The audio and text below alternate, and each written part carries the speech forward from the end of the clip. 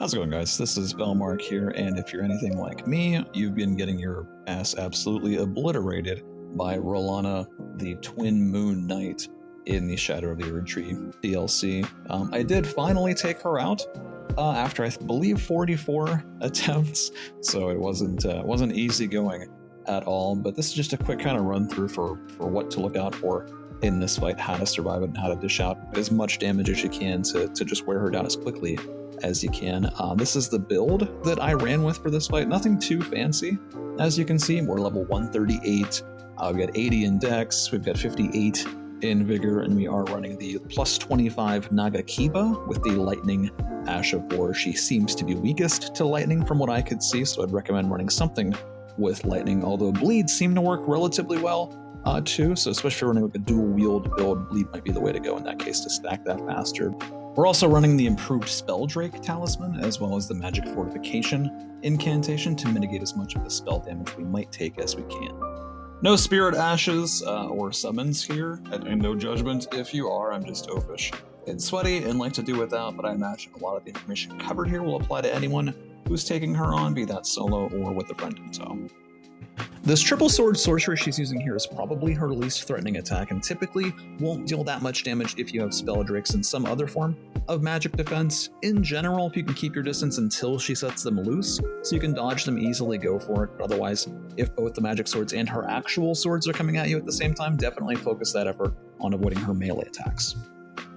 Note this is far from a perfect fight, as you can see me getting my ass handed to me here, but arguably the most important thing to be aware of in this first phase is, one, believe it or not, her combos do actually end, and two, they typically end with a dual swing or thrust tech where she's using both of her swords. These are the attacks you want to watch out for as you're reading her movement, because when she finishes the combo off with one of these, you have a chance to punish her, and she can and should be staggered.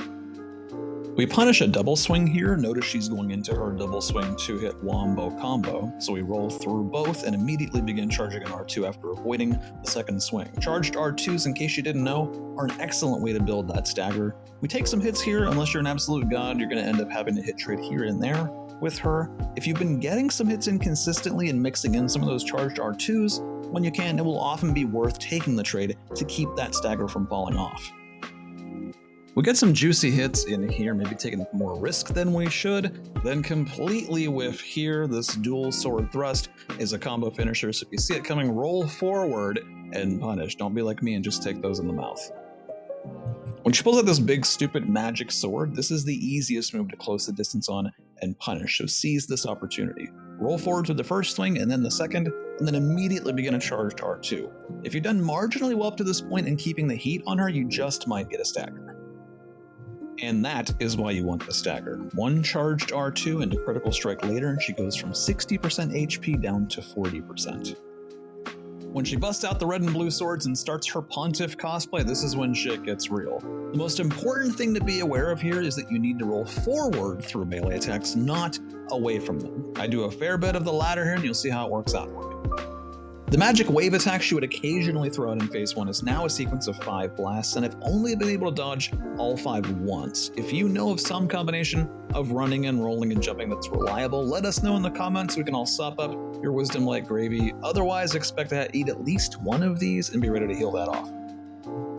We almost eat it right here, but managed to lick our wounds in the nick of time, and shortly after we juice up our Naga Kiba for another go. You'll notice attacks with the flaming sword leave a trail behind that detonates after a slight delay, dealing some heavy fire damage. This is just further incentive for us to roll forward through her attacks, not away. Rolling away will typically leave you in the area of effect of that delayed flame burst, and you don't want that. Moreover, she's just plain more aggressive in this phase. Her attacks seem to track better, have more reach, and have more momentum behind them, so rolling away just extends your punishment and literally helps her finish you off. Don't fall into that trap.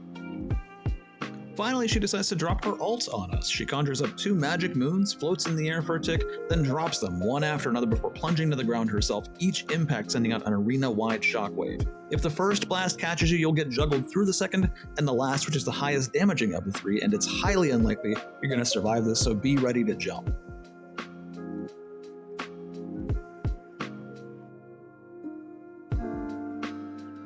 It's much harder to heal during the second phase of this fight, as she's so much more aggressive and her attacks in general just hit so much harder. The vast majority of my deaths were during phase 2 when I was stuck just chaining flask uses one after another because I couldn't catch a break. Your best bet here is to continue rolling forward through her melee combos until you can put some distance between you, which is likely to trigger one of her ranged abilities, which might give you just enough time to squeeze out a heal. Both the giant magic sword ability and the twin moons shockwave are fairly easy to avoid and have enough of a window after that you should be safe.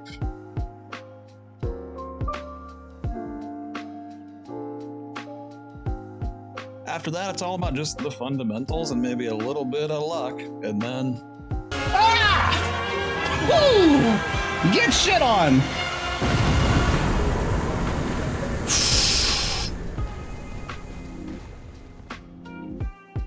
Rellana the Twin Moon Knight is definitely one of the hardest bosses in all of Soulsborne, so if you're getting your ass handed to you, I promise you're not alone.